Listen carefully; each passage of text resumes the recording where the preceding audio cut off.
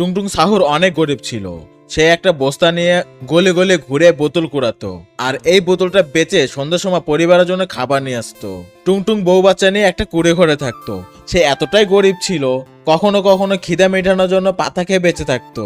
তারপরেও কখনো সে চুরি করে নাই। একদিন টুংটুং সাহুর মনের দুঃখে গেবিয়ে যে বসে থাকিস। সন্ধ্যা হয়ে গেছে, মৃদু মৃদু হাওয়া বইতেছে। এমন সময় তার সামনে একটা মাটির নিচ থেকে আলো জ্বলে ওঠে, আর তখনই সে তার কাছে যায়। যাওয়ার পর দেখে এটা একটা প্রদীপ ছিল, আর প্রদীপটা হাতে নেওয়ার সাথে সাথে প্রদীপের ভিতর থেকে একটা মেয়ে কথা বলতেছিল। ওকে বলতেছিল যে এই প্রদীপটা যে জ্বালাবে তার মনের ইচ্ছা পূর্ণ করা হবে, কিন্তু তার বিনিময়ে তার প্রিয় জিনিসটা হারিয়ে যাবে। এইটা শোনার পর টুংটুং অনেক ভয় পেয়ে যায়। তারপরে সে বাড়ি যায়। বাড়ি গিয়ে তার বউকে বলে যে এই দিয়েটা জ্বালানোর পর তুমি যা চাইবা তাই পাবা, কিন্তু বিনিময়ে প্রিয় জিনিসটা হারাতে হবে। তার বউ অনেক চিন্তায় পড়ে যায় এবং অনেক ভয়ও পেয়ে যায়। তারপরেও চিন্তা করে যে ঘরে তো খাবার নাই, তাই টুংটুংকে বলে তুমি এটা জ্বালিয়ে দিয়ে খাবার চাও। টুংটুং তখন প্রদীপটা জ্বালিয়ে দিয়ে প্রদীপের কাছে খাবার চায়, আর সঙ্গে সঙ্গে সে খাবার পেয়ে যায়। কিন্তু শর্ত তো একটাই ছিল, তুমি এই প্রদীপের কাছে যখনই কিছু চাইবে তোমার প্রিয় একটা জিনিস হারিয়ে যাবে। এমনটাই ঘটলো।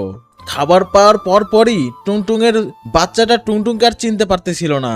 সে নিজেকেও চিনতে পারতেছিল না, তার নামটা পর্যন্ত সে ভুলে গিয়েছে। তখন টুংটুং চিন্তা করলো খাবার তো পেয়েছি, বাচ্চাকে তো খাওয়াতে পারবো, বাচ্চার চিকিৎসা না হয় পরে করা যাবে। তাই সে আবার প্রদীপের কাছে গিয়ে বলে যে আমাকে পাকা একটা ঘর দাও আর পাকা একটা দোকান দাও। এমনটাই হলো। সঙ্গে সঙ্গে প্রদীপটা তখন তাকে একটা পাকা ঘর দিল আর একটা দোকান দিল, কিন্তু শর্ত তো একটাই ছিল, বিনিময়ে তার প্রিয় জিনিসটা হারাতে হবে। টুংটুং এই খুশিতে ঘরে যাচ্ছিল, ঘরে যা দেখে তার বউটা মূর্তি হয়ে গেছে। তখন টুংটুং কান্নায় ভেঙে পড়ে, এটা কি হলো তার সঙ্গে। তখন কোনায় পড়ে থাকা প্রদীপটা হাসতেছিল। শর্ত তো এটাই ছিল, তুমি যখন কিছু চাইবা তখন প্রিয় জিনিসটা হারাতে হবে। তখন টুংটুং জোরে জোরে কান্না করে বলতে লাগলো যে আমার এইসব কিচ্ছু দরকার নেই, আমি একা হয়ে গেলাম, আমি আমার বউ আর বাচ্চাকে ফিরে পেতে চাই। আর তখনই চারিদিকে সাদা আলো জ্বলে উঠলো, আর তারপরে তার পাকা ঘর আর দোকান কিছুই ছিল না। তার সামনে বাচ্চা খেলতেছিল আর বউ হাসতেছিল।